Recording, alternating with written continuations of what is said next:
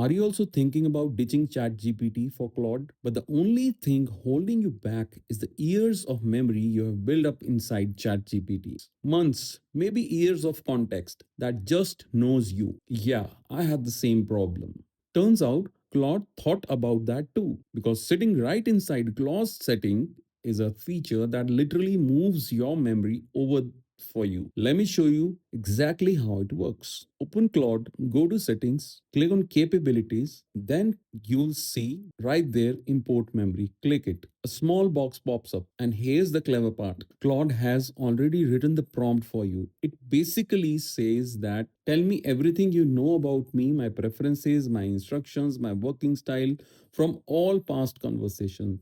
Hit copy. Now jump over to ChatGPT or Gemini, wherever your memory lives. Open a new chat, paste that prompt, and send it. What comes back is a kind of wild. It's a full summary of everything that AI has learned about you, how you think, how you write, what you care about, your habits, all of it laid out in plain text. Select all, copy, go back to Claude. That same box is still waiting. Paste everything in it, hit add to memory. That's it. From that very conversation, Claude already knows you.